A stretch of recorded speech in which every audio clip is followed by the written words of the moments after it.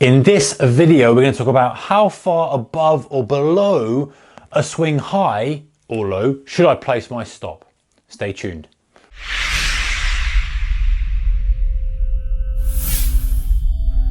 Hey traders, a very warm welcome to you. Okay, so this is a kind of age-old question.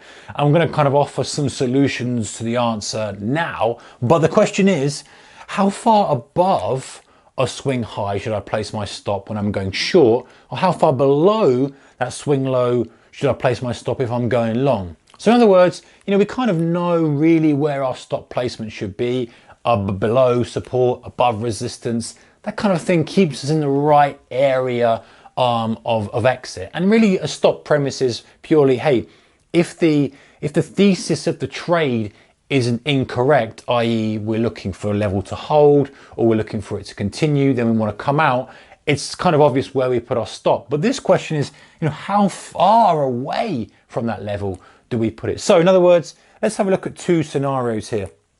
The first one I've got for you is the fade scenario.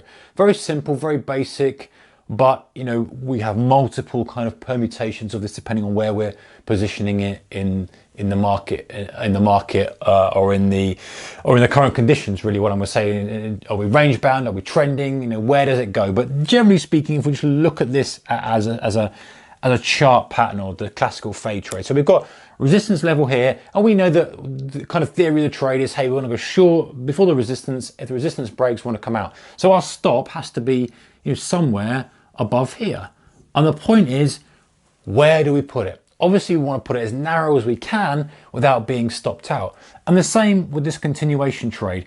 Whilst it's almost the same pattern inversed, this is a bit different because rather than kind of looking for a reversion to the mean, if we had like a moving average here, for example, and we're looking for a reversion back to that, or longer term moving average, or a gap fill, or whatever, bottom of the range here, it's a mean reversion type trade. This is a continuation trade, sort of momentum trade, almost the same pattern, but there's a distinct difference in this. We know that we want to put our stop kind of somewhere below this support level that's formed here, right? That's our stop level, because the idea of the trade is that we want that to hold and we want it to continue. And if it doesn't hold, we want to come out of the trade. But again, the question is, how deep do we have the stop? Here are some ideas. If I've got a holy grail answer for you, I don't, as you probably would expect. There's not a definitive number. But what we need to take into account is the volatility, I'm going to put vol, not volume, volatility, and history. So in other words, the two things that are going to help us make a decision. One is obviously volatility. How volatile is this thing? What is noise in inverted commas at the moment? If noise in inverted commas is 15 pips, for example, let's say we're day trading or if we're swing trading, maybe noise is 100 pips, we need to be more than noise. That's the whole point of stop, is trying to judge the value of noise and then stepping just outside the noise value. So we can do that by looking at volatility and say, well, what's the kind of average 15-minute candle range? If I'm trading on a 15-minute chart, 5-minute candle range, daily candle range, and then looking and saying, well, where would that take me and how would it look on the chart? So if we had another daily range down here, how would that look? Would it damage the pattern too much? Would it still be okay? If I drew that on now, would I still want to be long on it? Yes, I would. Okay, well, I need my stop a little bit further under it. That's the way you do it. Or you'd say, actually, you know what, maybe on this one I'm going to be a little bit tighter on my stop because I feel that really we don't want to be pushing down too much into this zone. A little kiss underneath is fine just to catch a few people out, but I really don't want to see it too far. So you might tighten up, and then you might kind of look then at history. You might say to yourself, hey, what's happened before? How many wicks before? If I've drawn this line, have I drawn it at the very, very low? Have I drawn it a cluster of key levels? And historically on the way up, how many times has this kind of dip below? What's the most dip below we had before we continue? All right, I'm going to use that as an indicator, and that as a level for a stop, should I say. And it's the same with the kind of the fade trade.